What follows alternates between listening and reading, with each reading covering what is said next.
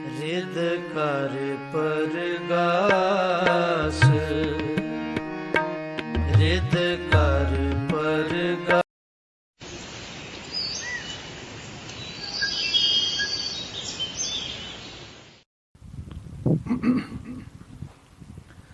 ਵਾਹਿਗੁਰੂ ਜੀ ਕਾ ਖਾਲਸਾ, ਵਾਹਿਗੁਰੂ ਜੀ ਕੀ ਫਤਿਹ।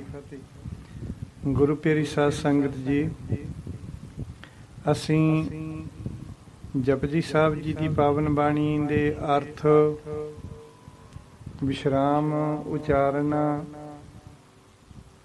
ਪ੍ਰਮਾਣਾ ਸਹਿਤ ਸਰਵਣ ਕਰ ਰਹੇ ਹਾਂ। ਜਪਜੀ ਸਾਹਿਬ ਜੀ ਦੇ meaning with the punctuation, pronunciation, ਇਸ ਤਰੀਕੇ ਨਾਲ ਸਰਵਣ ਕਰ ਰਹੇ ਹਾਂ। ਗੁਰਬਾਣੀ ਨੂੰ ਸਮਝਣ ਵਾਸਤੇ ਵਿਦਵਾਨ ਲੋਕਾਂ ਨੇ ਇਸ ਦੇ 3 ਤਰ੍ਹਾਂ ਦੇ ਵਿਸ਼ਰਾਮ ਬਣਾਏ ਹਨ।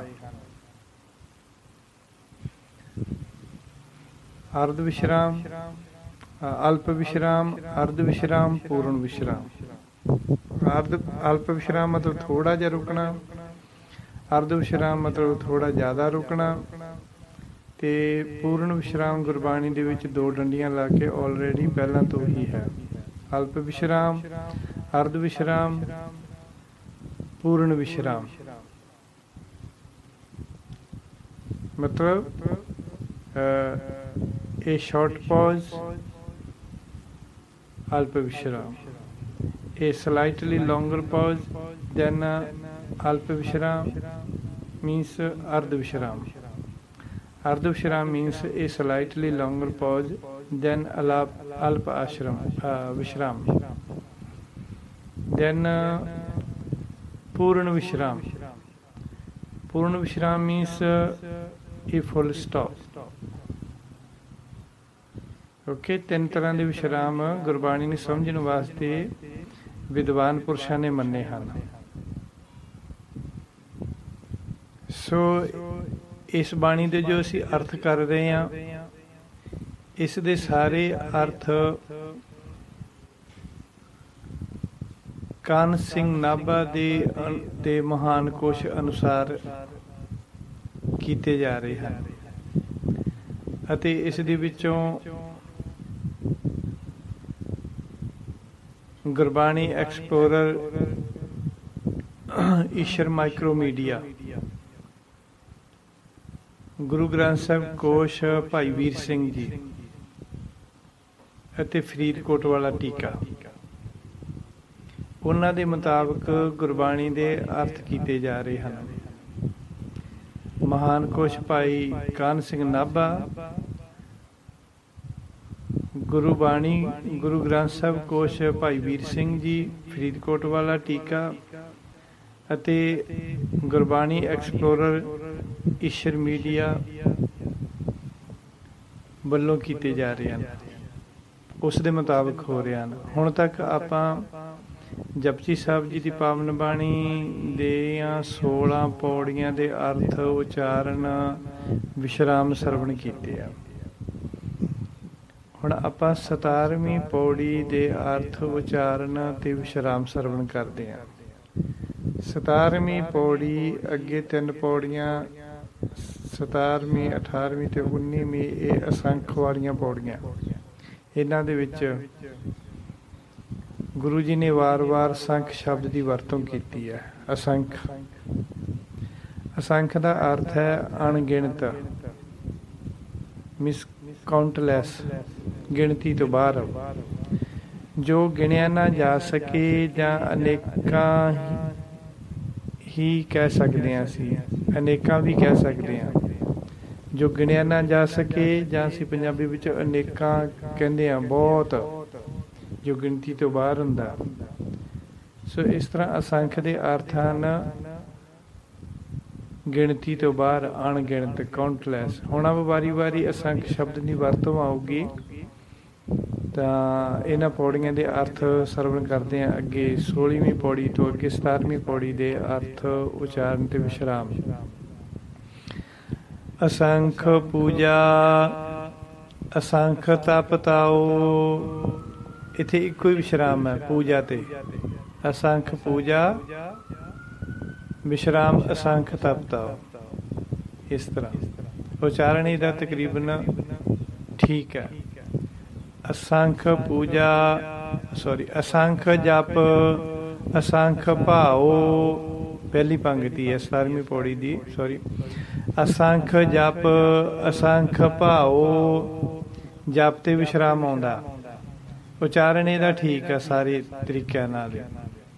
ਅਸੰਖ ਜਪ ਵਿਸ਼ਰਾਮ ਅਸੰਖ ਭਾਓ, ਇਸ ਦਾ ਅਰਥ ਹੈ ਅਣਗਿਣਤ ਹੀ ਭਜਨ ਪਾਠ ਤੇ ਜਾਪ ਕਰਨ ਦੇ ਤਰੀਕੇ ਹਨ। ਅਸੰਖ ਜਪ, ਜਪ ਮਤਲਬ ਕਿ ਜਾਪ ਪਾਠ ਪੂਜਾ।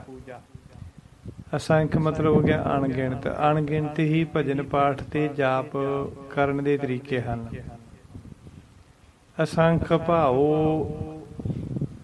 ਭਾਓ ਦਾ ਅਰਥ ਹੈ ਪ੍ਰੇਮ। ਗੁਰੂ ਜੀ ਕਹਿੰਦੇ ਅਣਗਿਣਤ ਹੀ ਉਹਨਾਂ ਪਾਠਾਂ ਤੇ ਜਪਾਂ ਨੂੰ ਪ੍ਰੇਮ ਨਾਲ ਕਰਨ ਵਾਲੇ ਹਨ। ਅਨੇਕਾਂ ਹੀ ਹਨ ਜਿਹੜੇ ਪ੍ਰੇਮ ਦੇ ਨਾਲ ਪਾਠ ਤੇ ਜਪਾਂ ਤਪਾਂ ਨੂੰ ਕਰਦੇ ਹਨ। ਹਨਾ, ਪ੍ਰੇਮ ਦਾ ਇੱਥੇ ਭਾਉ ਸ਼ਬਦ ਗੁਰੂ ਜੀ ਨੇ ਸਪੈਸ਼ਲ ਵਰਤਿਆ, ਕਿਉਂਕਿ ਬਹੁਤ ਸਾਰੇ ਲੋਕ ਬਿਨਾਂ ਪ੍ਰੇਮ ਤੋਂ ਹੀ ਪੜ੍ਹੀ ਜਾਂਦੇ ਆ, ਕੋਈ ਪ੍ਰੇਮ ਨਹੀਂ ਹੁੰਦਾ। ਸਾਡੇ ਨਾਲ ਵੀ ਕਈ ਵਾਰੀ ਇੱਦਾਂ ਹੀ ਹੁੰਦੀ ਵੀ ਜਦੋਂ ਅਸੀਂ ਜੋ ਬਾਣੀ ਅਸੀਂ ਕੰਠ ਕੀਤੀ ਹੋਈ ਆ ਤਾਂ ਉਹ ਕੰਠ ਬਾਣੀ ਇੱਕ ਵਾਰੀ ਸ਼ੁਰੂ ਕਰ ਲੈਂਦੇ ਆ ਤੇ ਮੁੜ ਕੇ ਸਾਡੀ ਜ਼ੁਬਾਨ ਚੱਲਦੀ ਰਹਿੰਦੀ ਹੈ, ਦਿਲ ਦਿਮਾਗ ਪਤਾ ਨਹੀਂ ਕਿੱਥੇ ਤੁਰਿਆ ਫਿਰਦਾ ਹੁੰਦਾ। ਉਦੋਂ ਹੀ ਪਤਾ ਲੱਗਦਾ ਜਦੋਂ ਪੌਣ ਗੁਰੂ ਪਾਣੀ ਪਿਤਾ ਪੜ੍ਹ ਦਿੰਦੇ ਆਪਾਂ।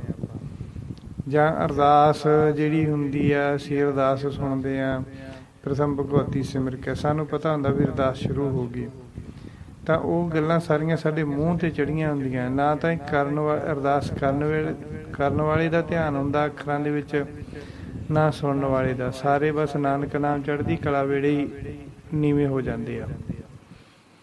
ਇਹ ਹੁੰਦਾ ਵੀ ਬਿਨਾਂ ਪ੍ਰੇਮ ਤੋਂ, ਬਿਨਾਂ ਭਾਵ ਤੋਂ, ਬਿਨਾਂ ਪ੍ਰੇਮ ਤੋਂ। ਬਹੁਤ ਸਾਰੇ ਲੋਕ ਪਾਠ ਪੂਜਾ ਬਿਨਾਂ ਪ੍ਰੇਮ ਤੋਂ ਹੀ ਕਰੀ ਜਾਂਦੇ। ਪ੍ਰੇਮ ਭਾਵ ਵੀ ਮਨ ਨਹੀਂ ਹੁੰਦਾ, ਪਰ ਮੂੰਹ ਸਾਡਾ, ਜ਼ੁਬਾਨ ਸਾਡੀ ਚੱਲ ਰਹੀ ਹੁੰਦੀ ਹੈ। ਗੁਰੂ ਜੀ ਨੇ ਸਪੈਸ਼ਲ ਕਿਹਾ ਵੀ ਅਸੰਖ ਭਾਉ, ਅਣਗਿਣਤ ਹੀ ਉਹਨਾਂ ਪਾਠਾਂ ਤੇ ਜਪਾਂ ਤਪਾਂ ਨੂੰ ਪ੍ਰੇਮ ਨਾਲ ਕਰਨ ਵਾਲੇ ਹਨ। ਅਸੰਖ ਪੂਜਾ, ਅਸੰਖ ਤਪ ਤਾਓ, ਇੱਕੋ ਵਿਸ਼ਰਾਮ ਪੂਜਾ ਤੇ। ਅਸੰਖ ਪੂਜਾ ਵਿਸ਼ਰਾਮ ਅਸੰਖ ਤਪ ਤਾਓ, ਉਚਾਰਨ ਤਕਰੀਬਨ ਠੀਕ ਹੈ।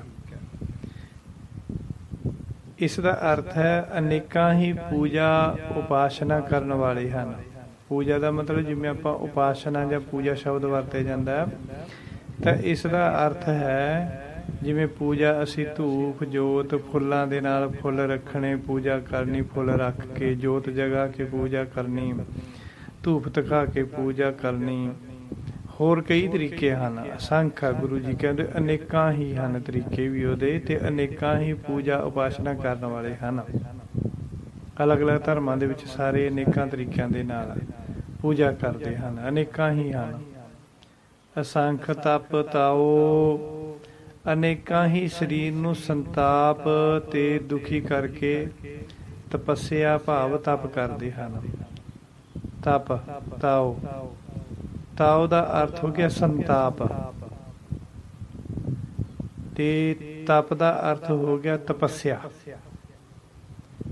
ਜਿਹੜਾ ਤਾਓ ਦਾ ਮਤਲਬ ਹੁੰਦਾ, ਤਾਓ ਮੀਨਸ ਤਾਉਣਾ, ਸਰੀਰ ਨੂੰ ਗਰਮ ਕਰਨਾ, ਸੇਕ ਦੇਣਾ। ਬਹੁਤ ਸਾਰੇ ਲੋਕ ਦੇਖੇ ਆ ਵੀ ਆਪਦੇ ਆਸੇ ਪਾਸੇ ਅੱਗ ਮਚਾ ਕੇ ਵਿਚਾਲੇ ਬਹਿ ਜਾਂਦੇ ਆ, ਉਹਨੂੰ ਕਹਿੰਦੇ ਤਪ ਕਰਨਾ, ਧੂਣੀ ਤਾਪਣੀ, ਧੂਣੀ ਤਾਪਣੀ ਨਾ, ਧੂਣੀਆਂ ਦਾ ਸੇਕ ਆਪਦੇ ਸਰੀਰ ਨੂੰ ਦੇਣਾ, ਉਹਨੂੰ ਕਹਿੰਦੇ ਤਾਓ। ਤਾਓ ਮੀਨਸ ਸੇਕ।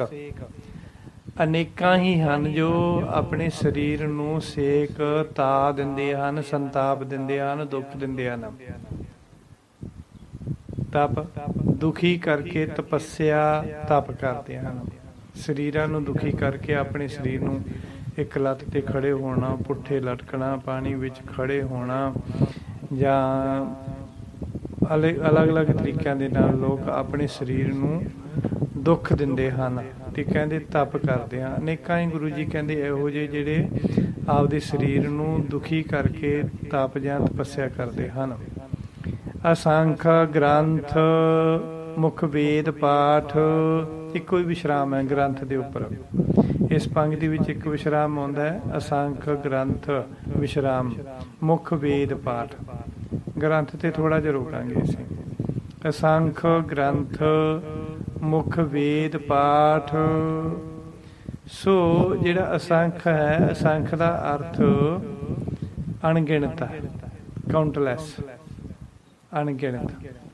ਤਾਂ ਗੁਰੂ ਜੀ ਕਹਿੰਦੇ ਹਨ ਅਣਗਿਣਤ ਹੀ ਚਾਰ ਵੇਦਾਂ ਤੇ ਹੋਰ ਧਾਰਮਿਕ ਗ੍ਰੰਥਾਂ ਦਾ ਮੂੰਹ ਜ਼ਬਾਨੀ ਪਾਠ ਕਰ ਲੈਂਦੇ ਆ।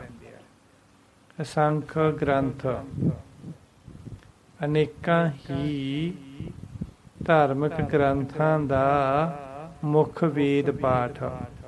ਵੇਦਾਂ ਜਾਂ ਹੋਰ ਧਾਰਮਿਕ ਗ੍ਰੰਥਾਂ ਦਾ ਮੁੱਖ ਮਤਲਬ ਮੂੰਹ ਜ਼ਬਾਨੀ ਪਾਠ ਕਰ ਲੈਂਦੇ ਹਨ। ਜਿਵੇਂ ਕਈ ਸਿੱਖਾਂ ਨੇ ਸ੍ਰੀ ਗੁਰੂ ਗ੍ਰੰਥ ਸਾਹਿਬ ਜੀ ਦਾ ਮੂੰਹ ਜ਼ਬਾਨੀ ਪਾਠ ਕੰਠ ਕੀਤਾ ਹੋਇਆ, ਭਾਵ ਯਾਦ ਕੀਤਾ ਹੋਇਆ। ਅਸੰਖ ਜੋਗ ਮਨ ਰਹੇ ਉਦਾਸ, ਇੱਥੇ ਇੱਕੋ ਹੀ ਵਿਸ਼ਰਾਮ ਹੈ ਜੋਗ ਦੇ ਉੱਤੇ। ਅਸੰਖ ਜੋਗ ਵਿਸ਼ਰਾਮ, ਮਨ ਰਹੇ ਉਦਾਸ, ਇਸ ਤਰ੍ਹਾਂ। ਤਾਂ ਇੱਥੇ ਸਾਡੇ ਕੋਲੋਂ ਇੱਕ ਗਲਤੀ ਹੁੰਦੀ ਹੈ, ਜਿਹੜਾ ਮਨ ਰਹੇ ਉਦਾਸ ਕਹਿੰਦੇ ਆਪਾਂ। ਅਸੰਖ ਜੋਗ ਮਨ ਰਹੇ ਉਦਾਸ, ਰਹੇ ਦਾ ਉਚਾਰਨ ਗਲਤ ਕਰਦੇ ਹਾਂ ਅਸੀਂ। ਤੇ ਕਈ ਵਾਰੀ ਅਸੀਂ ਜੇ ਹਾਹੇ ਬੋਲ ਵੀ ਦਈਏ ਤਾਂ ਰਹਿ ਉਦਾਸ ਕਹਿੰਦੇ ਆਪਾਂ। ਰਹਿ ਜਿਹੜੀ ਸਿਹਾਰੀ ਬੋਲਦੇ ਹਾਂ ਤਾਂ ਉਸ ਨੂੰ ਜਾਂ ਤਾਂ ਅਸੀਂ ਰਹੇ ਬੋਲਾਂਗੇ ਜਾਂ ਅਸੀਂ ਰਹਿ ਬੋਲਾਂਗੇ। ਇੱਥੇ ਰਾਰੇ ਨੂੰ ਦੋ ਹਾਹੇ ਲੱਗੇ ਹੋਏ ਆ, ਰਾਰਾ ਹਾਹਾ, ਹਾਹੇ ਸਿਹਾਰੀ। ਰਾਰਾ ਹਾਹਾ, ਅੱਗੇ ਰਾਰੇ ਨੂੰ ਸਿਹਾਰੀ। ਰਹੇ, ਰਹੇ ਇਸ ਤਰ੍ਹਾਂ ਬੋਲਣਾ, ਰਹ ਹੈ ਨਹੀਂ ਬੋਲਣਾ, ਰੌਂਗ ਉਚਾਰਨ ਹੈ। ਰਹੇ ਜਿਹੜੀ ਸਿਹਾਰੀ ਹੈ ਉਹਦੀ ਉਹ ਏ ਦੀ ਸਾਊਂਡ ਦੇਊਗੀ। ਰਹੇ ਮਨ ਰਹੇ ਉਦਾਸ, ਰਹੇ ਉਦਾਸ, ਮਨ ਰਹੇ ਉਦਾਸ, ਇਸ ਤਰ੍ਹਾਂ। ਅਸੰਖ ਜੋਗ ਮਨ ਰਹੇ ਉਦਾਸ, ਇਸ ਤਰ੍ਹਾਂ ਉਚਾਰਨ ਕਰਨਾ। ਇਸ ਦਾ ਅਰਥ ਹੈ ਕਿ ਅਣਗਿਣਤ ਹੀ ਜੋਗੀ ਮਨ ਕਰਕੇ ਦੁਨੀਆ ਤੋਂ ਉਪਰਾਮ ਹੋ ਗਏ ਹਨ। ਉਦਾਸ ਮੀਨਸ ਉਪਰਾਮ ਹੋਣਾ, ਉਸ ਤੋਂ ਮੂੰਹ ਫੇਰ ਲੈਣਾ। ਦੁਨੀਆ ਤੋਂ ਉਪਰਾਮ ਹੋ ਗਏ ਹਨ, ਭਾਵ ਘਰ ਜਾਂ ਸੰਸਾਰ ਨਾਲੋਂ ਮੋਹ ਤੋੜ ਕੇ ਉਦਾਸ ਰਹਿੰਦੇ ਹਨ, ਸ਼ਾਂਤ ਚਿੱਤ ਰਹਿੰਦੇ ਹਨ। ਮੂੰਹ ਫੇਰ ਲੈਣਾ ਜਾਂ ਮੋਹ ਤੋੜ ਲੈਣਾ, ਮੂੰਹ ਫੇਰ ਲੈਣਾ ਜਾਂ ਮੋਹ ਤੋੜ ਲੈਣਾ ਇੱਕੋ ਹੀ ਗੱਲ ਹੈ। ਤਾਂ ਗੁਰੂ ਜੀ ਕਹਿੰਦੇ ਅਨੇਕਾਂ ਹੀ ਜੋਗੀ ਦੁਨੀਆ ਤੋਂ ਉਪਰਾਮ ਹੋ ਕੇ ਘਰ ਜਾਂ ਸੰਸਾਰ ਨਾਲੋਂ ਮੋਹ ਤੋੜ ਕੇ ਉਦਾਸ ਰਹਿੰਦੇ ਹਨ। ਅਸੰਖ ਭਗਤ ਗੁਣ ਗਿਆਨ ਵਿਚਾਰ, ਇਸ ਤਰ੍ਹਾਂ ਭਗਤ ਤੇ ਵਿਸ਼ਰਾਮ ਆਊਗਾ। ਇਹ ਹੌਲੀ ਹੌਲੀ ਆਪਾਂ ਤਾਂ ਪੜ੍ਹਦੇ ਹਾਂ ਸੰਥਿਆ ਦੇ ਰੂਪ 'ਚ ਕਿ ਮੇਰੇ ਹੌਲੀ ਬੋਲਣ ਦੇ ਨਾਲ ਜਿਹੜਾ ਸਿੱਖਣ ਵਾਲਾ ਹੈ ਉਹ ਚੰਗੀ ਤਰ੍ਹਾਂ ਸਿੱਖ ਲਵੇ। ਉਂਝ ਤਾਂ ਆਪਾਂ ਰੂਟੀਨ ਦੇ ਵਿੱਚ ਇਸ ਤਰ੍ਹਾਂ ਹੀ ਬਾਣੀ ਪੜ੍ਹਦੇ, ਅਸੰਖ ਭਗਤ ਗੁਣ ਗਿਆਨ ਵਿਚਾਰ, ਥੋੜ੍ਹਾ ਜਿਹਾ ਰੁਕਣਾ ਹੁੰਦਾ। ਪਰ ਸਿਖਾਉਣ ਵਾਸਤੇ ਜਾਂ ਸਿੱਖਣ ਵਾਸਤੇ ਇੱਥੇ ਥੋੜ੍ਹਾ ਜਿਹਾ ਜ਼ਿਆਦਾ ਆਪਾਂ ਥੋੜ੍ਹੀ ਜਿਹੀ ਜ਼ਿਆਦਾ ਲੌਂਗ ਸਾਊਂਡ ਦਿੰਦੇ ਹਾਂ, ਥੋੜ੍ਹਾ ਜਿਹਾ ਜ਼ਿਆਦਾ ਪਾਊਜ਼ ਹੋ ਜਾਂਦੇ ਹਾਂ ਸਿੱਖਣ ਵਾਸਤੇ ਜਾਂ ਸਿਖਾਉਣ ਵਾਸਤੇ। ਸੋ ਭਗਤ ਦੇ ਉੱਤੇ ਵਿਸ਼ਰਾਮ ਹੈ। ਅਸੰਖ ਭਗਤ ਵਿਸ਼ਰਾਮ, ਗੁਣ ਗਿਆਨ ਵਿਚਾਰ, ਇਸ ਤਰ੍ਹਾਂ ਉਚਾਰਨ ਕਰਨਾ। ਅਸੰਖ ਭਗਤ ਗੁਣ ਗਿਆਨ ਵਿਚਾਰ, ਇਹਦਾ ਉਚਾਰਨ ਠੀਕ ਹੈ। ਸੋ ਇਸ ਦਾ ਅਰਥ ਹੈ ਕਿ ਅਨੇਕਾਂ ਸੰਤ ਭਗਤ ਵਾਹਿਗੁਰੂ ਦੀਆਂ ਵਡਿਆਈਆਂ ਨੂੰ ਸਮਝਦੇ ਤੇ ਵਿਚਾਰਦੇ ਹਨ। ਵਡਿਆਈਆਂ ਗੁਣ, ਗੁਣ ਮਤਲਬ ਹੋ ਗਿਆ ਵਡਿਆਈਆਂ, ਤੇ ਗਿਆਨ ਮਤਲਬ ਹੋ ਗਿਆ ਸਮਝਦੇ। ਵਿਚਾਰ ਮਤਲਬ ਹੋ ਗਿਆ ਵਿਚਾਰ ਦੀ। ਅਨੇਕਾਂ ਸੰਤ ਭਗਤ ਵਾਹਿਗੁਰੂ ਦੀਆਂ ਵਡਿਆਈਆਂ ਤੇ ਉਸ ਦੇ ਗੁਣਾਂ ਨੂੰ ਸਮਝਦੇ ਤੇ ਵਿਚਾਰਦੇ ਹਨ। ਇਸ ਤਰ੍ਹਾਂ ਦੈਨ ਅਸੰਖ ਸਤੀ ਅਸੰਖ ਦਾਤਾਰ, ਇਹ ਜਿਹੜਾ ਅਸੰਖ ਦਾ ਅਰਥ ਹੈ ਅਣਗਿਣਤ, ਤੇ ਅਨੇਕਾਂ ਵੀ ਨਾਲ ਨਾਲ ਕੀਤਾ ਹੋਇਆ। ਅਨੇਕਾਂ ਵੀ ਕਹਿ ਸਕਦੇ ਹਾਂ, ਅਣਗਿਣਤ ਵੀ ਕਹਿ ਸਕਦੇ ਹਾਂ ਅਸੀਂ ਅਸੰਖ ਨੂੰ। ਅਸੰਖ ਮੀਨਸ ਕਾਊਂਟਲੈਸ। ਅਸੰਖ ਸਤੀ ਵਿਸ਼ਰਾਮ, ਅਸੰਖ ਦਾਤਾਰ, ਇੱਕੋ ਹੀ ਵਿਸ਼ਰਾਮ ਹੈ ਸਤੀ ਤੇ। ਪਰ ਇੱਥੇ ਸਾਡੇ ਕੋਲੋਂ ਮਿਸਟੇਕ ਹੁੰਦੀ ਹੈ, ਅਸੀਂ ਬੋਲਦੇ ਹਾਂ ਦਾਤਾਰ। ਅਸੰਖ ਸਤੀ ਅਸੰਖ ਦਾਤਾਰ ਇੱਦਾਂ ਉਚਾਰਨ ਕਰਦੇ ਹਾਂ, ਦਾਤਾਰ। ਦੱਦੇ ਨੂੰ ਕੰਨਾ ਨਹੀਂ ਲਾਉਂਦੇ। ਦੱਦੇ ਨੂੰ ਕੰਨਾ ਜਪਜੀ ਸਾਹਿਬ ਦੀ ਬਾਣੀ ਵਿੱਚ ਲੱਗਿਆ ਹੋਇਆ, ਤਾਂ ਸਾਨੂੰ ਜੇ ਦੱਦੇ ਨੂੰ ਕੰਨਾ ਲੱਗਿਆ ਤਾਂ ਉਸ ਦਾ ਉਚਾਰਨ ਕਰਨਾ ਚਾਹੀਦਾ ਇਸ ਤਰ੍ਹਾਂ ਦਾਤਾਰ। ਦਾਤਾਰ, ਦਤਾਰ ਨਹੀਂ ਕਹਿਣਾ, ਰੋਂਗ ਉਚਾਰਨ ਹੈ। ਦਾਤਾਰ ਇਸ ਤਰ੍ਹਾਂ ਬੋਲਣਾ। ਅਸੰਖ ਸਤੀ ਅਸੰਖ ਦਾਤਾਰ, ਇਸ ਦਾ ਅਰਥ ਹੈ ਕਿ ਅਨੇਕਾਂ ਹੀ ਸੱਚੇ ਤੇ ਪਵਿੱਤਰ ਹਨ। ਸਤੀ ਦਾ ਅਰਥ ਇੱਥੇ ਸੱਚੇ ਜਾਂ ਪਵਿੱਤਰ ਹੋਊਗਾ। ਉਂਝ ਸਤੀ ਦਾ ਅਰਥ ਨੋਰਮਲ ਭਾਸ਼ਾ ਵਿੱਚ ਕਈ ਥਾਵਾਂ ਤੇ ਅਸੀਂ ਨੋਰਮਲ ਭਾਸ਼ਾ ਸਤੀ ਕਹਿੰਦੇ ਹਾਂ ਇਸਤਰੀ ਨੂੰ, ਜੋ ਆਪਦੇ ਪਤੀ ਦੇ ਨਾਲ ਮਰ ਜਾਂਦੀ ਹੈ, ਸੜ ਜਾਂਦੀ ਹੈ। ਜਾਂ ਅਸੀਂ ਕਹਿੰਦੇ ਹਾਂ ਪਤੀ ਵਰਤਾ ਬੰਦਾ। ਪਤੀ ਵਰਤਾ ਇਸਤਰੀ ਹੁੰਦੀ ਹੈ ਤੇ ਸਤੀ ਵਰਤਾ ਬੰਦਾ ਹੁੰਦਾ ਹੈ। ਪਤੀ ਵਰਤਾ, ਇਸਤਰੀ ਨੂੰ ਪਤੀ ਵਰਤਾ ਕਿਉਂ ਕਹਿੰਦੇ ਆ? ਕਿਉਂਕਿ ਉਹ ਆਪਣੇ ਪਤੀ ਦੇ ਧਰਮ ਵਿੱਚ ਰਹਿੰਦੀ ਆ। ਤੇ ਬੰਦੇ ਨੂੰ ਸਤੀ ਵਰਤਾ ਆਖਿਆ ਜਾਂਦਾ। ਪਤੀ ਵਰਤਾ ਦਾ ਸਾਰਿਆਂ ਨੂੰ ਪਤਾ, ਪਰ ਸਤੀ ਵਰਤਾ ਦਾ ਕਿਸੇ ਨੂੰ ਨਹੀਂ ਪਤਾ, ਕਿਉਂਕਿ ਪੁਰਖ ਪ੍ਰਧਾਨ ਦੁਨੀਆ ਨਾ, ਉਹ ਇਸਤਰੀ ਦੀ ਗੱਲ ਨੂੰ ਤਾਂ ਚੁੱਕ ਕੇ ਕਰਦੇ, ਪਰ ਆਪਣੀ ਗੱਲ ਬਹੁਤ ਘੱਟ ਕਰਦੇ ਆ। ਇਸਤਰੀ ਨੂੰ ਪਤੀ ਵਰਤਾ ਕਿਹਾ ਜਾਂਦਾ ਹੈ ਤੇ ਪੁਰਸ਼ ਨੂੰ ਸਤੀ ਵਰਤਾ ਕਿਹਾ ਜਾਂਦਾ। ਸਤੀ ਮੀਨਸ ਇਸਤਰੀ, ਕਿ ਜਿਹੜਾ ਪੁਰਸ਼ ਹੈ ਉਹ ਆਪਣੀ ਇਸਤਰੀ ਦੇ ਧਰਮ ਵਿੱਚ ਰਹਿੰਦਾ ਹੈ, ਜਿਸ ਤਰ੍ਹਾਂ ਪਤਨੀ ਪਤੀ ਦੇ ਧਰਮ ਵਿੱਚ ਰਹਿੰਦੀ ਹੈ। ਬਟ ਇੱਥੇ ਸਤੀ ਦਾ ਅਰਥ ਹੈ ਸੱਚੇ ਤੇ ਪਵਿੱਤਰ। ਇੱਥੇ ਸਤੀ ਦਾ ਅਰਥ ਇਹ ਬਣੂਗਾ। ਗੁਰੂ ਜੀ ਕਹਿੰਦੇ ਅਨੇਕਾਂ ਹੀ ਸੱਚੇ ਤੇ ਪਵਿੱਤਰ ਹਨ, ਅਨੇਕਾਂ ਹੀ ਪੁੰਨ ਦਾਨ ਕਰਨ ਵਾਲੇ ਦਾਤੇ ਹਨ। ਅਸੰਖ ਦਾਤਾਰ, ਅਨੇਕਾਂ ਹੀ ਪੁੰਨ ਦਾਨ ਕਰਨ ਵਾਲੇ ਦਾਤੇ ਹਨ। ਅਸੰਖ ਸੂਰ ਮੋਹ ਭਖ ਸਾਰ, ਸੂਰ ਤੇ ਵਿਸ਼ਰਾਮ ਆਊਗਾ ਇੱਕੋ ਹੀ। ਅਸੰਖ ਸੂਰ ਵਿਸ਼ਰਾਮ ਮੋਹ ਭਖ ਸਾਰ। ਓਕੇ, ਇੱਥੇ ਸਾਡੇ ਕੋਲੋਂ ਮੋਹ ਤੇ ਆ ਕੇ ਮਿਸਟੇਕ ਹੋ ਜਾਂਦੀ ਹੈ। ਜਾਂ ਤਾਂ ਅਸੀਂ ਬੋਲਦੇ ਮੂੰਹ ਭਖ ਸਾਰ ਬੋਲਾਂਗੇ, ਜਾਂ ਫਿਰ ਬੋਲਾਂਗੇ ਮੋਹੇ ਭਖ ਸਾਰ। ਇਹ ਦੋ ਤਰੀਕਿਆਂ ਨਾਲ ਜਿਹੜਾ ਉਚਾਰਨ ਕਰਦੇ ਅਸੀਂ ਗਲਤ ਕਰਦੇ। ਮੂੰਹ ਭਖ ਸਾਰ, ਮੂੰਹ ਵੀ ਉਚਾਰਨ ਗਲਤ ਹੈ ਤੇ ਮੋਹੇ ਵੀ ਉਚਾਰਨ ਗਲਤ ਹੈ। ਮੰਮੇ ਨੂੰ ਔਂਕੜ ਲੱਗੀ ਹੋਈ ਤੇ ਹਾਹਾ ਮੁਕਤ ਹੈ, ਥੋੜਾ ਜਿਹਾ ਹਾਹੇ ਦੀ ਸਾਊਂਡ ਕੱਢਾਂਗੇ ਆਪਾਂ, ਤੇ ਔਂਕੜ ਦੀ ਵੀ ਸ਼ਾਰਟ ਸਾਊਂਡ ਹੋਊਗੀ। ਮੋਹ ਮੋਹ ਮੋਹ ਮੋਹ ਮੀਨਸ ਮੂੰਹ, ਅਰਥ ਭਾਵੇਂ ਉਹੀ ਬਣਦਾ, ਪਰ ਮੂੰਹ ਅਸੀਂ ਬੋਲ ਨਹੀਂ ਸਕਦੇ ਕਿਉਂਕਿ ਇੱਥੇ ਮੂੰਹ ਲਿਖਿਆ ਨਹੀਂ ਹੋਇਆ। ਔਂਕੜੀ ਲੱਗੀ ਹੋਈ ਹੈ, ਦੋ ਲੈਂਕੜ ਨਹੀਂ ਲੱਗੀ ਹੋਈ। ਔਂਕੜ ਦੇ ਨਾਲ ਸ਼ਾਰਟ ਸਾਊਂਡ ਦੇਵਾਂਗੇ ਮੋਹ, ਇਸ ਤਰ੍ਹਾਂ ਮੋਹ ਮੋਹ ਮੋਹ ਮੋਹ ਐਵੇਂ। ਅਸੰਖ ਸੂਰ ਮੋਹ ਭਖ ਸਾਰ, ਇਸ ਦਾ ਅਰਥ ਹੈ ਕਿ ਅਨੇਕਾਂ ਹੀ ਯੋਧੇ ਅਤੇ ਸੂਰਮੇ ਹਨ। ਸੂਰ ਮੀਨਸ ਅਸੰਖ, ਸੂਰ ਮੀਨਸ ਸੂਰਮੇ ਯੋਧੇ। ਅਸੰਖ ਮੀਨਸ ਅਨੇਕਾਂ, ਅਨੇਕਾਂ ਹੀ ਯੋਧੇ ਤੇ ਸੂਰਮੇ ਹਨ, ਜੋ ਹਿੰਮਤ ਨਾਲ ਦੁਸ਼ਮਣ ਦਾ ਸਾਹਮਣਾ ਕਰਦੇ ਹਨ ਅਤੇ ਆਪਣੇ ਮੂੰਹ ਉੱਤੇ ਹਥਿਆਰਾਂ ਦੇ ਵਾਰ ਸਹਾਰਦੇ ਹਨ।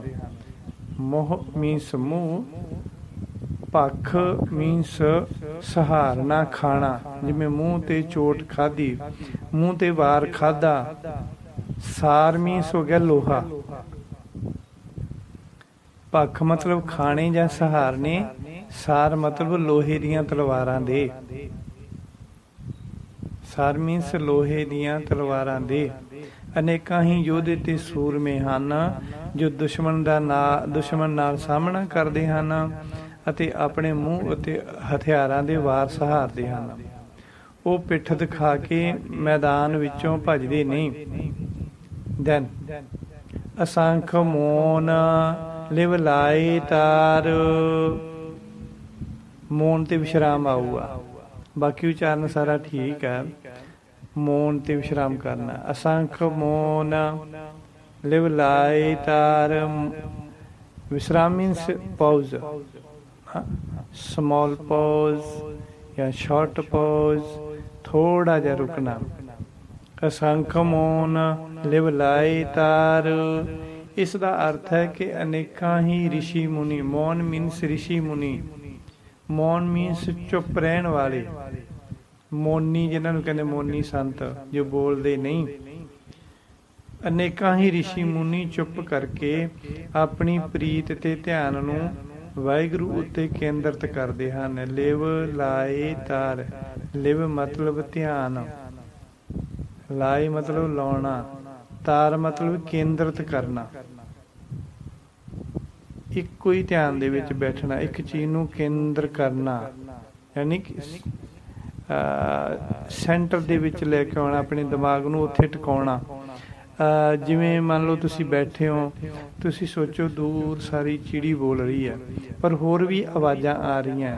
ਕੋਈ ਬਰਡ ਬੋਲ ਰਿਹਾ, ਕੋਈ ਬਰਡ ਬੋਲ ਰਹੀ ਹੈ, ਤੋਤਾ, ਚਿੜੀ ਜਾਂ ਕੁਛ ਹੋਰ ਬੋਲ ਰਿਹਾ, ਪਰ ਦੂਰ ਬੋਲ ਰਿਹਾ, ਉਹਦੀ ਆਵਾਜ਼ ਤੁਹਾਨੂੰ ਸੁਣ ਨਹੀਂ ਰਹੀ। ਅਤੇ ਹੋਰ ਵੀ ਆਸੇ ਪਾਸੇ ਆਵਾਜ਼ਾਂ ਆਉਂਦੀਆਂ।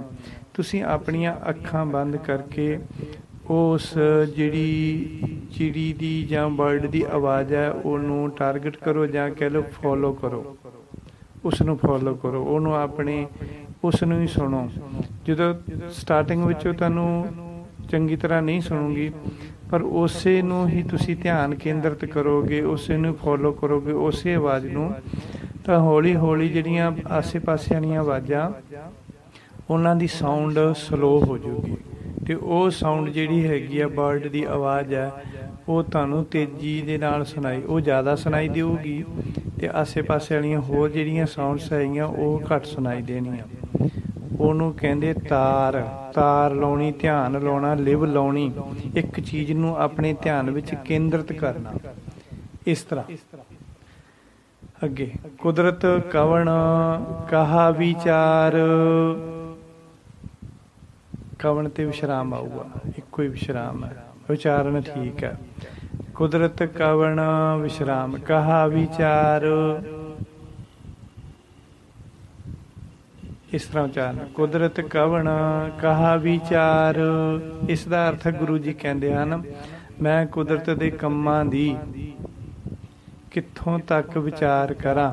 ਕਹਾਂ ਮਤਲਬ ਕਿੱਥੋਂ ਤੱਕ ਵਿਚਾਰ ਕਹਾਂ ਕਰਾਂ, ਕਿੱਥੋਂ ਤੱਕ ਕਹਿ ਕੇ ਸੁਣਾਵਾਂ। ਇੱਥੇ ਕਹਾਂ ਦੇ ਦੋ ਅਰਥ ਬਣਦੇ ਆ। ਕਹਾਂ ਮੀਨਸ ਕਿੱਥੋਂ ਤੱਕ, ਤੇ ਕਹਾਂ ਮੀਨਸ ਕਹਿ ਕੇ ਸੁਣਾਵਾਂ, ਕਹਿ ਕੇ। ਕਹਾਂ ਤੇ ਕਿੱਥੋਂ ਤੱਕ ਦੋਵੇਂ ਅਰਥ ਬਣਦੇ ਆ। ਗੁਰੂ ਜੀ ਕਹਿੰਦੇ ਮੈਂ ਕੁਦਰਤ ਦੇ ਕੰਮਾਂ ਦੀ ਕਿੱਥੋਂ ਤੱਕ ਵਿਚਾਰ ਕਰਾਂ, ਕਿੱਥੋਂ ਤੱਕ ਕਹਿ ਕੇ ਸੁਣਾਵਾਂ। ਵਾਰਿਆ ਨਾ ਜਾਵਾ ਏਕ ਵਾਰ। ਜਾਵਾ ਤੇ ਵਿਸ਼ਰਾਮ ਆਊਗਾ, ਇੱਕੋ ਹੀ ਵਿਸ਼ਰਾਮ ਹੈ, ਉਚਾਰਨ ਠੀਕ ਹੈ। ਬਟ ਇੱਥੇ ਕਈ ਵਾਰੀ ਅਸੀਂ ਨੋਰਮਲੀ ਇੱਦਾਂ ਹੀ ਬੋਲਦੇ ਹਾਂ, ਵਾਰਿਆ ਨਾ ਜਾਵਾ ਏਕ ਵਾਰ। ਵਾਵੇ ਨੂੰ ਕੰਨੇ ਵਾਲੀ ਬਿੰਦੀ ਲਾ ਦਿੰਦੇ ਹਾਂ। ਵਾਵੇ ਨੂੰ ਜਿਹੜਾ ਕੰਨਾ ਉਹਨੂੰ ਬਿੰਦੀ ਆਪਦੇ ਕੋਲੋਂ ਹੀ ਲਾ ਦਿੰਦੇ ਹਾਂ ਅਸੀਂ, ਮਹਾਰਾਜ 'ਚ ਲੱਗੀ ਨਹੀਂ ਹੋਏਗੀ। ਅਸੀਂ ਜਾਵਾ ਬੋਲਾਂਗੇ, ਅਰਥ ਭਾਵਾਂ ਉਹਦਾ ਜਾਵਾ ਹੀ ਬਣਦਾ, ਜਾਵਾ ਹੀ ਬਣਦਾ ਅਰਥ ਭਾਵਾਂ ਦਾ, ਪਰ ਲੱਗੀ ਨਹੀਂ ਹੋਈ ਨਾ ਬਿੰਦੀ, ਇਸ ਕਰਕੇ ਜਾਵਾ ਹੀ ਬੋਲਾਂਗੇ ਅਸੀਂ। ਬੋਲਣ ਵਿੱਚ ਜਾਵਾ ਬੋਲਾਂਗੇ, ਅਰਥ ਉਹਦਾ ਜਾਵਾ ਕਰਾਂਗੇ। ਵਾਰਿਆ ਨਾ ਜਾਵਾ ਏਕ ਵਾਰ। ਗੁਰੂ ਜੀ ਕਹਿੰਦੇ ਮੈਂ ਤੇਰੇ ਨਾਮ ਤੋਂ ਇੱਕ ਵਾਰ ਵੀ ਕੁਰਬਾਨ ਨਹੀਂ ਹੋ ਸਕਦਾ। ਵਾਹਿਗੁਰੂ, ਵਾਹਿਗੁਰੂ ਦੇ ਇੱਕ ਵਾਲ ਵਿੱਚ ਕਰੋੜਾਂ ਬ੍ਰਹਿਮੰਡ ਹਨ। ਮੈਂ ਤਾਂ ਉਸ ਦੇ ਇੱਕ ਨਿੱਕੇ ਜਿਹੇ ਵਾਲ ਤੋਂ ਵੀ ਕੁਰਬਾਨ ਨਹੀਂ ਹੋ ਸਕਦਾ। ਰੱਬ ਤੋਂ ਕੁਰਬਾਨ ਹੋਣਾ ਤਾਂ ਬਹੁਤ ਦੂਰ ਦੀ ਗੱਲ ਹੈ। ਰੱਬ ਦੇ ਇੱਕ ਵਾਲ ਤੋਂ ਕੁਰਬਾਨ ਵੀ ਨਹੀਂ ਹੋ ਸਕਦੇ, ਕਿਉਂਕਿ ਉਹਦੇ ਇੱਕ ਵਾਲ ਦੇ ਵਿੱਚ ਅਨੇਕਾਂ ਕਰੋੜਾਂ ਬ੍ਰਹਿਮੰਡ, ਕਰੋੜਾਂ ਹੀ ਧਰਤੀਆਂ ਹਨ, ਕਰੋੜਾਂ ਬ੍ਰਹਿਮੰਡ ਹਨ। ਵਾਰ ਦਾ ਅਰਥ ਹੈ ਵਾਰੀ, ਤੇ ਵਾਰ ਦਾ ਅਰਥ ਵਾਲ ਵੀ ਬਣਦਾ ਹੈ। ਦੋਵਾਂ ਤਰੀਕਿਆਂ ਦੇ ਨਾਲ ਮਹਾਨ ਕੋਸ਼ ਦੇ ਵਿੱਚ ਤੇ ਹੋਰ ਗੁਰੂ ਗ੍ਰੰਥ ਸਾਹਿਬ ਕੋਸ਼ ਦੇ ਵਿੱਚ, ਫਰੀਦਕੋਟ ਵਾਲੇ ਟੀਕੇ ਦੇ ਵਿੱਚ, ਤੇ ਜਿਹੜਾ ਗੁਰਬਾਣੀ ਐਕਸਪਲੋਰਰ ਈਸ਼ਰ ਮਾਈਕਰੋਮੀਡੀਆ ਉਹਦੇ ਵਿੱਚ, ਇਹ ਸਾਰੀਆਂ ਥਾਵਾਂ ਤੇ ਇਸੇ ਤਰ੍ਹਾਂ ਵਾਰ ਦੇ ਵਾਲ ਵੀ ਅਰਥ ਕੀਤੇ ਤੇ ਵਾਰ ਦੇ ਵਾਰੀ ਵੀ ਅਰਥ ਕੀਤੇ ਆ। ਸਾਰੇ ਵਿਦਵਾਨਾਂ ਨੇ ਇੱਕ ਤਰੀਕੇ ਦੇ ਨਾਲ ਹੀ ਅਰਥ ਕੀਤੇ ਆ। ਤੇ ਸਭ ਤੋਂ ਮਹਾਨ ਸਾਡੇ ਸਿੱਖ ਧਰਮ ਦੇ ਵਿੱਚ ਮਹਾਨ ਕੋਸ਼ ਭਾਈ ਕਾਹਨ ਸਿੰਘ ਜੀ ਨਾਭਾ ਤੇ ਫਰੀਦਕੋਟ ਵਾਲਾ ਟੀਕਾ ਗੁਰਬਾਣੀ ਦੇ ਅਰਥਾਂ ਨੂੰ ਲੈ ਕੇ ਵੱਡਾ ਤੇ ਸਹੀ ਮੰਨਿਆ ਜਾਂਦਾ, ਤੇ ਇਹਨਾਂ ਦੋਵਾਂ ਨੇ ਇਸ ਦੇ ਅਰਥ ਇਸ ਤਰੀਕੇ ਨਾਲ ਹੀ ਕੀਤੇ ਆ। ਭਾਈ ਨੰਦ ਲਾਲ ਜੀ ਵੀ ਕਹਿੰਦੇ ਹਨ, ਹਰ ਦੋ ਆਲਮ ਕੀਮਤੇ ਯਕਤਾਰ ਮੂਏ ਯਾਰ ਮਾਂ, ਹਰ ਦੋ ਆਲਮ ਕੀਮਤੇ ਯਕਤਾਰ ਮੂਏ ਯਾਰ ਮਾਂ।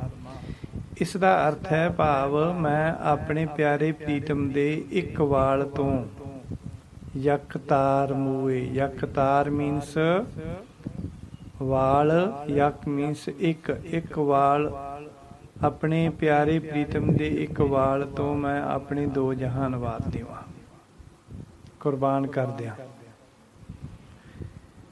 ਦਿਨ ਜੋ ਤੁਧ ਭਾਵੈ ਸਾਈ ਭਲੀ ਕਾਰ, ਭਾਵੈ ਤੇ ਵਿਸ਼ਰਾਮ ਆਊਗਾ, ਜੋ ਤੁਧ ਭਾਵੈ ਵਿਸ਼ਰਾਮ ਸਾਈ ਭਲੀ ਕਾਰ। ਇਸ ਤਰ੍ਹਾਂ ਸਾਈ ਬੋਲਣਾ, ਸਾਈ ਨਹੀਂ ਕਹਿਣਾ ਇਹਨੂੰ ਹੈ। ਸਾਈ ਮੀਨਸ ਪਰਮਾਤਮਾ ਹੁੰਦਾ ਹੈ, ਸਾਈ ਮਤਲਬ ਉਹੀ, ਉਹ, ਡਿਫਰੈਂਟ ਮੀਨਿੰਗ ਚੇਂਜ ਹੋ ਜਾਂਦੇ। ਸਾਈ ਦਾ ਮੀਨਿੰਗ ਬਣੂਗਾ ਪਰਮਾਤਮਾ, ਪਰਮੇਸ਼ਰ, ਮਾਲਕ। ਸਾਈ ਮੀਨਸ ਉਹ, ਉਹੀ, ਉਹ। ਇਸ ਤਰ੍ਹਾਂ ਜੋ ਤੁਧ ਭਾਵੈ ਸਾਈ ਭਲੀ ਕਾਰ। ਗੁਰੂ ਜੀ ਕਹਿੰਦੇ ਹਨ, ਹੇ ਵਾਹਿਗੁਰੂ, ਜੋ ਤੈਨੂੰ ਚੰਗਾ ਲੱਗੇ ਉਹੀ ਚੰਗਾ ਤੇ ਭਲਾ ਕੰਮ ਹੈ। ਤੂੰ ਸਦਾ ਸਲਾਮਤ ਨਿਰੰਕਾਰ, ਸਲਾਮਤ ਤੇ ਵਿਸ਼ਰਾਮ ਹੈ, ਇੱਕੋ ਹੀ ਵਿਸ਼ਰਾਮ ਆਊਗਾ ਇੱਥੇ। ਤੂੰ ਸਦਾ ਸਲਾਮਤ ਵਿਸ਼ਰਾਮ ਨਿਰੰਕਾਰ, ਇਸ ਤਰ੍ਹਾਂ ਬੋਲਣਾ। ਤੂੰ ਨਹੀਂ ਕਹਿਣਾਗਾ, ਤੂੰ ਸਦਾ ਸਲਾਮਤ ਨਹੀਂ ਕਹਿਣਾ। ਤੱਤੇ ਨੂੰ ਦੋ ਔਂਕੜ ਲੱਗੀ ਹੋਈ ਹੈ, ਦਲੈਂਕੜ, ਤਾਂ ਉਹਦੇ ਨਾਲ ਬਿੰਦੀ ਨਹੀਂ ਲੱਗੀ, ਟਿੱਪੀ ਨਹੀਂ ਲੱਗੀ ਹੋਈ। ਜੇ ਟਿੱਪੀ ਲੱਗੀ ਹੋ ਫਿਰ ਬੋਲਾਂਗੇ ਤੂੰ, ਹਨਾ। ਤੱਤੇ ਨੂੰ ਦਲੈਂਕੜ ਉੱਤੇ ਟਿੱਪੀ ਤੂੰ, ਪਰ ਇੱਥੇ ਟਿੱਪੀ ਨਹੀਂ ਲੱਗੀ ਹੋਈ, ਤੱਤੇ ਨੂੰ ਦਲੈਂਕੜ ਲੱਗੀ ਹੋਈ ਖਾਲੀ, ਤਾਂ ਉਹਨੂੰ ਬੋਲਾਂਗੇ ਤੂੰ। ਤੂੰ ਸਦਾ ਸਲਾਮਤ ਨਿਰੰਕਾਰ। ਇਹ ਨਿਰੰਕਾਰ ਨੂੰ ਨਿਰੰਕਾਰ ਨਹੀਂ ਕਹਿਣਾ ਗਾ, ਨਿਰੰਕਾਰ ਨਹੀਂ ਕਹਿਣਾ, ਨਿਰੰਕਾਰ, ਨਿਰੰਕਾਰ, ਨਿਰੰਕਾਰ, ਇਸ ਤਰ੍ਹਾਂ ਬੋਲਣਾ। ਤੂੰ ਸਦਾ ਸਲਾਮਤ ਨਿਰੰਕਾਰ। ਇਸ ਦਾ ਅਰਥ ਹੈ, ਹੇ ਪਿਆਰੇ ਵਾਹਿਗੁਰੂ, ਤੂੰ ਹਮੇਸ਼ਾ ਹੀ ਨਵਾਂ ਨਰੋਆ ਤੇ ਇੱਕ ਰਸ ਰਹਿਣ ਵਾਲਾ ਹੈ। ਤੂੰ ਸ਼ਕਲ ਸੂਰਤ ਤੋਂ, ਤੂੰ ਸ਼ਕਲ ਸੂਰਤ ਤੇ ਰੂਪ ਰੰਗ ਤੋਂ ਰਹਿਤ ਹੈ। ਨਿਰਾਕਾਰ ਨਿਰੰਕਾਰ ਮੀਨਸ ਤੂੰ ਨਿਰਾਕਾਰ ਹੈ, ਆਕਾਰ ਤੋਂ ਰਹਿਤ ਹੈ, ਸ਼ਕਲ ਸੂਰਤ ਤੋਂ ਰਹਿਤ ਹੈ, ਤੇ ਤੂੰ ਸਦਾ ਹੀ ਸਲਾਮਤ ਰਹਿੰਦਾ, ਨਵਾਂ ਨਰੋਆ ਰਹਿੰਦਾ। ਤੂੰ ਕਦੇ ਬੁੱਢਾ ਨਹੀਂ ਹੁੰਦਾ, ਨਾ ਉਹ ਬਾਲਾ, ਨਾ ਉਹ ਬੁੱਢਾ ਹੁੰਦਾ, ਨਾ ਉਹ ਬਾਲਕ ਹੈ, ਨਾ ਉਹ ਇਸਤਰੀ, ਨਾ ਉਹ ਪੁਰਸ਼ ਹੈ। ਉਹ ਸਦਾ ਇੱਕ ਰਸ ਵਿੱਚ ਰਹਿਣ ਵਾਲਾ ਹੈ ਤੇ ਸ਼ਕਲ ਸੂਰਤ ਤੋਂ ਰਹਿਤ ਹੈ। ਇੱਥੋਂ ਤੱਕ ਆਪਾਂ ਜਪਜੀ ਸਾਹਿਬ ਜੀ ਦੀ ਪਾਵਨ ਬਾਣੀ ਦੀਆਂ 17 ਪੌੜੀਆਂ ਦੇ ਅਰਥ, ਉਚਾਰਨ ਤੇ ਵਿਸਰਾਮ ਸਰਵਣ ਕੀਤੇ ਆ। ਠੀਕ ਹੈ ਜੀ। ਤਾਂ ਇਸ ਤੋਂ ਅੱਗੇ ਆਪਾਂ ਅਗਲੇ ਚੈਪਟਰ ਦੇ ਵਿੱਚ 18ਵੀਂ ਪੌੜੀ ਦੇ ਜਾਂ ਅਗਲੀ ਬਾਣੀ ਦੇ ਅਰਥ, ਉਚਾਰਨ ਤੇ ਵਿਸਰਾਮ ਸਰਵਣ ਕਰਾਂਗੇ ਜੀ। ਵਾਹਿਗੁਰੂ ਜੀ ਕਾ ਖਾਲਸਾ, ਵਾਹਿਗੁਰੂ ਜੀ ਕੀ ਫਤਿਹ।